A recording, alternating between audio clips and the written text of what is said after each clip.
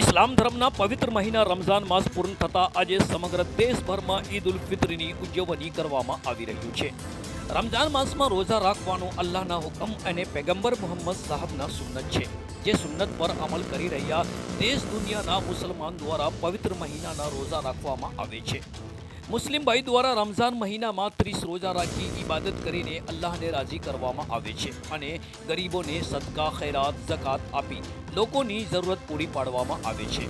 તમામ ફરજ અને સુન્નતને અદા કરી રમઝાન મહિનાના 30 રોજા તથા ઇબાદત કરવાની ખુશીમાં દેશ દુનિયાના મુસલમાન ભાઈ દ્વારા ઈદ ઉલ ફિત્રનું નમાઝ અદા કરવામાં આવે છે।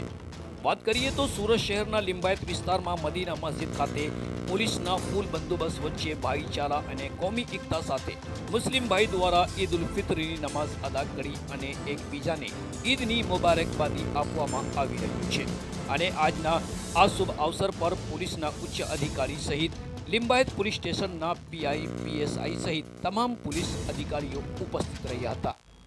આજે ઈદની ઉજવણી થઈ રહી છે। સવારથી જે 5:30 વાગ્યાથી અમારો પોલીસનો બંદોબસ્ત લાગેલો છે। શાંતિપૂર્વક રીતે આપ જોઈ રહ્યા છો એ પ્રકારે ઈદની નમાઝ પણ થઈ રહી છે। બંદોબસ્ત પણ પ્રોપર છે અને સુલહ શાંતિ પણ પ્રોપર છે।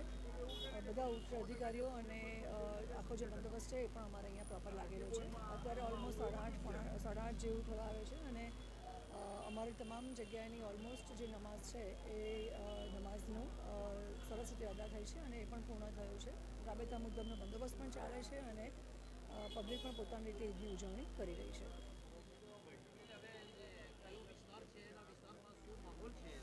અત્યારે આપણે લિંબાયત પોલીસ સ્ટેશન વિસ્તારમાં સુરતના ઝોન 2માં લિંબાયત પોલીસ સ્ટેશન વિસ્તારમાં ઊભા છીએ। સામે મદીના મસ્જિદ છે, આપ જોઈ રહ્યા છો એમ રાબેતા મુજબનો બંદોબસ્ત પણ ચાલે છે અને જે માણસો છે એ પણ પોતાની રીતે સરસ ઈદની નમાઝ પઢી અને પોતાનો તહેવાર ઉજવી રહ્યા છે।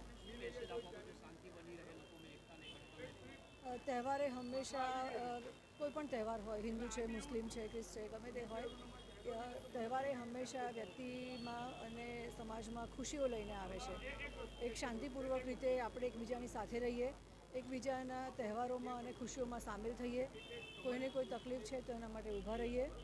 આપના ધ્યાનમાં કંઈ એવું લાગે છે કે પોલીસના નોટિસમાં મૂકવા લાયક છે તો ઇમિડિયેટલી તમામ બંદોબસ્ત પણ અહીંયા લાગેલો છે અને ઉચ્ચ અધિકારીઓ પણ અહીંયા છે, એમના નોટિસમાં મૂકવું, જેના કારણે નાની જે ઘટના છે એ મોટું સ્વરૂપ ન લે અને તહેવારને શાંતિપૂર્વક રીતે ઉજવી શકે અને દરેક વ્યક્તિ પોતાના તહેવારની ખુશી મનાવી શકે।